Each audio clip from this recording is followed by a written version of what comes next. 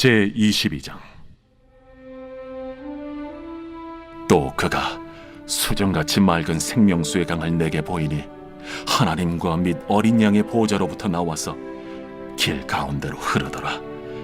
강 좌우에 생명나무가 있어 12가지 열매를 맺되 달마다 그 열매를 맺고 그 나무 잎사귀들은 만국을 치료하기 위하여 있더라. 다시 저주가 없으며 하나님과 그 어린 양의 보좌가 그 가운데에 있으리니 그의 종들이 그를 섬기며 그의 얼굴을 볼 터이요 그의 이름도 그들의 이마에 있으리라.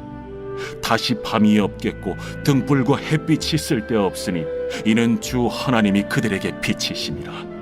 그들이 세세토록 왕노릇 하리로다. 안녕하십니까, 큰숙교회 가족 여러분. 12월 20일 월요일 큰숙 매일 말씀 시작하겠습니다. 오늘 본문은 계시록의 마지막 장, 계시록 22장 1절부터 5절까지의 말씀입니다. 1절부터 5절까지의 이 말씀은 사실상 요한의 환상의 마지막 부분이기도 하죠. 이제 요한이 묘사하는 그 환상의 마지막 부분이기도 합니다. 1절, 또 그가 수정과 같이 맑은 생명수강을 내게 보이니 하나님 및 어린 양의 보좌로부터 나와서, 항상 이 계시록의 중심은 보좌에 있습니다. 그 4장에 나왔던 그 보좌가 이제는 모든 전쟁과 모든 환란과 그리고 새 예루살렘이 내려오고 나서도 이 보좌가 중심이 되어서 이 보좌의 가운데로 이 강이 흐르죠. 그것이 바로 생명수강입니다. 2절, 길 가운데로 흐르더라. 강 좌우에 생명나무가 있어 12가지 열매를 맺되 달마다 그 열매를 맺고 그 나무 잎사귀들은 만국을 치료하기 위하여 있더라. 여러분 잘 생각해 보십시오. 나무가 있습니다. 한 나무가 이렇게 있습니다. 이 나무에 사과나무면 사과만 열리는 것이 우리의 상식이죠. 하지만 12가지 열매를 맺되 달마다, 그러니까 1월에는 사과가 맺히고 2월에는 감이 맺히고 3월에는 배가 맺히고 4월에는 귤이 맺히고 5월에는 뭐 이렇게 계속 샤인머스켓이 맺히고 6월에는 포도가 맺히고 7월에는 이렇게 계속 한 나무에 달마다 과실이 열린다는 것이죠. 우리로서는 도저히 이해할 수 없는 것이지만 천국에 이런 나무가 있다고 합니다. 이런 맥락을 잘 이해하셔야 될 것이, 이것을 읽는 독자가 유대인이라는 것을 여러분 다시 한번 상기하셔야 됩니다. 유대인들이 이 생명나무라는 것을 보았을 때 그들 머리 가운데에 떠오르는 한 단어가 있습니다. 그것이 무엇일까요? 그렇습니다. 바로 아담의 이야기입니다. 이 생명나무는 아담, 즉 에덴에 있었던 것이죠. 그러니까 보좌로 새 예루살렘이 내려왔는데, 새 예루살렘 도성이 내려왔는데, 이 도성에는 하나님의 보좌가 있고 그 가운데 생명수 강이 흐르고 그 가운데 생명나무가 있다라고 이야기를 들었을 때, 이것은 에덴의 회복이구나. 하나님이 처음 세상을 디자인한 죄가 없는 바로 그 세상, 하나님과 아담이 함께 거닐고 아담과 하나님이 지극한 사랑 안에 빠졌던 그 에덴의 회복을 유대인들은 바로 떠올린다는 것이죠. 우리에게도 동일한 말씀입니다. 이 생명나무, 즉 에덴의 회복을, 에덴의 그 자체의 회복이라기보다는 그 에덴의 특징, 하나님과 인간의 친밀한 교제와 하나님과 인간의 정말 깊은 사랑을 상징하는 그 에덴이 회복된다는 것을 이 2절 가운데 우리에게 말하고 있는 것입니다.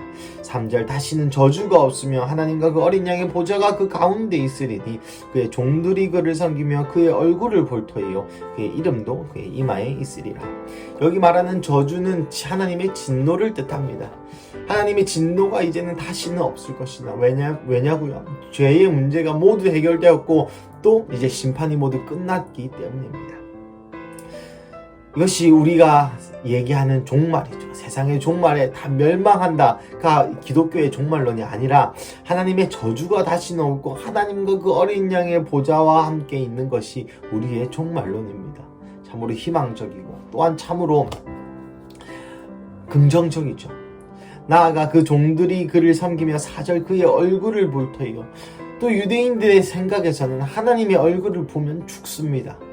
하나님이 실제로 모세에게 얘기할 때 네가 죽을까 하노라, 네가 정령 죽기 때문에, 네가 하나님의 얼굴을 바라보면 죽기 때문에 내가 뒷모습만 보여주겠다 라고 이야기한 것 기억나실 것입니다. 이 유대인들 가운데 얼굴을 본다는 것은 무슨 의미일까요? 우리가 하나님의 얼굴을 보면 죽습니다. 왜냐고요? 우리에게 죄가 있기 때문이죠. 이 얼굴을 본다는 표현도 마찬가지입니다. 하나님의 영광이 너무나 강력하여서 우리가 얼굴을 보면 죽습니다. 구약의 시대 때는 당연히 그러하였고요. 이제도 하나님과 우리와 면대면을 마주하고 그의 얼굴을 본다는 것은 이 유대인들에게 너무나도 강력한 구절이 아닐 수 없습니다. 아, 내가 하나님의 얼굴을 볼 수 있다고? 내가 예수님의 눈을 똑바로 바라볼 수 있다고? 신약 성도인 우리에게는 정말 우리가 눈에 보이지 않던 그 예수님이 이제는 눈에 보여서 너무나 감격스러운 순간일 것이고요.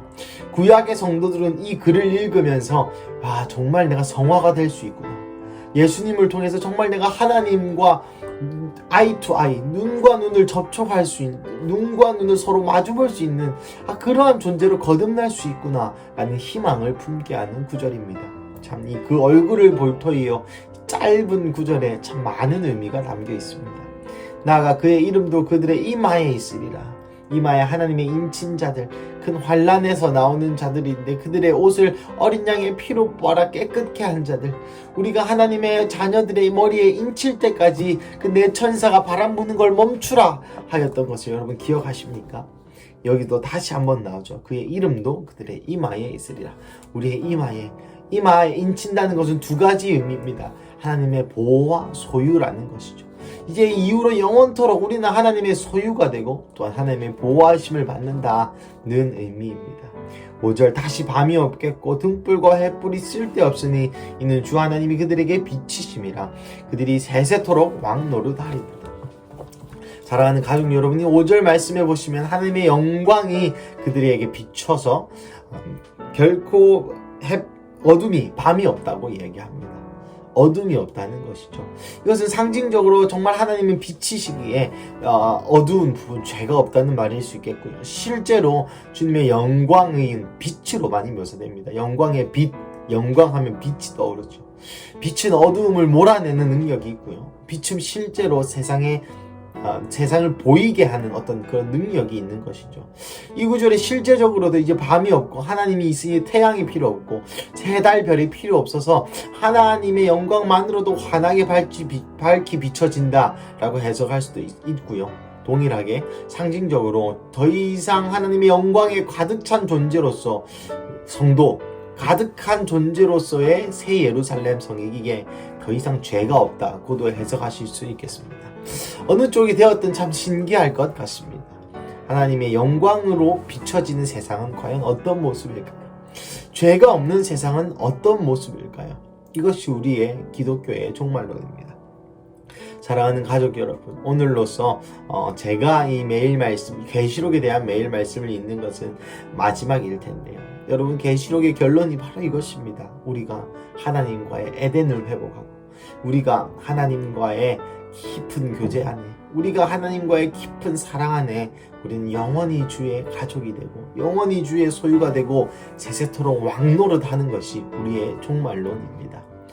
사랑하는 가족 여러분, 하지만 이 종말론은 꼭 종말에 와서야만 우리가 즐길 수 있는 것이 아니죠. 무슨 의미입니까? 제가 무슨 시한부 종말론이나 종말이 필요 없다라고 말하는 이단의 이야기가 아닙니다.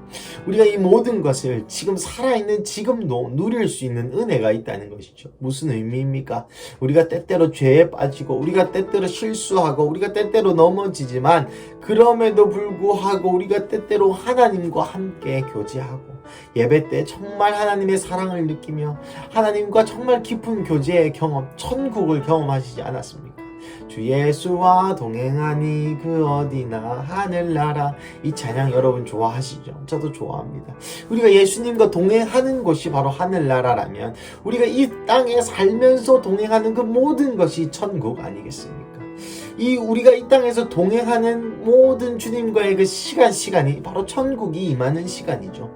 우리가 그래서 이 천국이 얼마나 좋은 것일까를 생각해 볼 때에 그러한 우리의 경험으로 맛보게 되는 것이죠. 조금이라도 그것이 어떤 모양인지 그림자같이 우리가 볼 수 있다는 것입니다. 이것이 얼마나 큰 은혜입니까? 물론 우리의 눈에 이 생명나무와 같이 12가지 열매를 달마다 맺는 나무를 볼 수는 없지만 생명의 근원이신 예수님이 우리 안에 거하시지 않습니까? 비록 우리는 에덴을 회복하지 못했지만 에덴과 같은 하나님과의 깊은 교제가 우리에게 느껴지지 않으십니까? 우리에게 저주가 있죠. 하나님의 진노가 있지만 주님 앞에 회개하는 은혜가 있고, 나아가 하나님의 이름이 우리의 이마에, 우리가 주의 얼굴을 볼 수는 없지만 성령님을 느끼고, 하나님의 이마에, 우리가 이마에 실제로 하나님의 이름이 쓰여지진 않지만 우리가 예수 믿는 자로 세상에 드러나지 않습니까? 우리에게 밤이 있지만 그래도 영광의 빛을 주님께서 비춰주실 때에 그 압도되는 그 감격을 여러분 느껴본 적이 있으시지 않으십니까? 그렇습니다. 우리의 종말은 기다리는 종말이 아니라 침노하는 종말입니다. 무슨 의미입니까? 이 하늘의 나라를 우리의 현실 가운데, 우리가 살아가는 매일의 순간과 매일의 감동과 매일의 삶 가운데 임해야 한다는 것이죠. 그래서 매일 하나님과의 교제, 하나님과의 에덴, 하나님과의 하나님의 영광과의 동행을, 그래서 이 세상 가운데 있는 저주, 세상 가운데 있는 밤을 우리의 영광의 빛으로, 하나님이 우리의 일어나라 빛을 발하라, 이는 우리에게 빛을 발하라고 말씀하시는 그 이사야의 말씀처럼 우리가 빛이 되어서 하나님의 영광을 운반하는 자로서, 그 빛을 운반하는 자라서 이 세상의 밤의 가운데, 이 세상의 어둠 가운데 그 영광을 빛으로 운반하는 자의 사명과 소명이 오늘 여기 우리에게도 있다는 것입니다.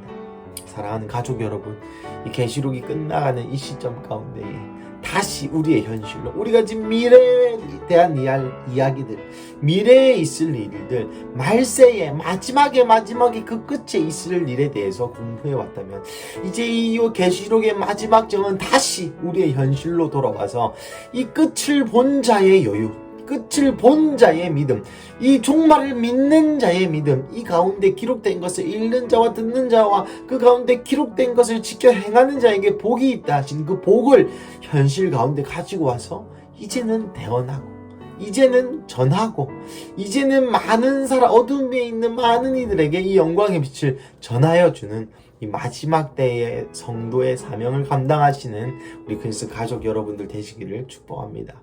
우리 함께 기도하시겠습니다. 사랑하는 하나님, 감사합니다. 하나님, 계시록의 말씀을 통하여 우리에게도 많은 은혜와 위로와 권면과 또 우리의 현실에서 눈을 들어 하나님의 영광과 장차 오실 예수님의 그 영광과 또 세세토록 왕노릇할 우리의 그 미래의 모습을 바라보게 하시니 감사합니다. 주님, 우리에게 이 보장된 소망이 넘치는 미래를 갖게 하심에 너무나도 감사드립니다.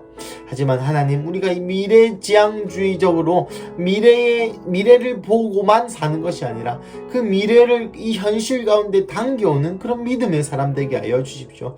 하나님의 나라를 수동적으로 기다리는 것이 아니라 침노하고 능동적으로 그 나라를 우리의 매일의 삶 가운데 끌어당길 수 있는 그런 믿음의 사람, 그래서 우리 안에 있는 예수님의 영광의 빛을 보고 세상의 어두운 가운데서 놓여지게 되고, 우리 가운데 있는 참 생명수, 참된 생명의 구원의 군원 되신 그 예수님을 보면서 많은 하나님의 진노에서 사람들이 벗어나게 하는 그 구속사의 한 부분으로서 우리를 사용하여 주시옵소서.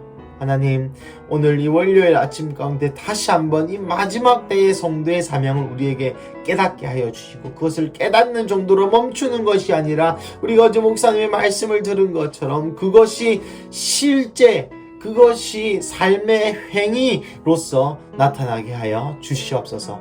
주님, 감사합니다. 이 모든 말씀 살아계신 예수님의 이름으로 기도드립니다. 아멘.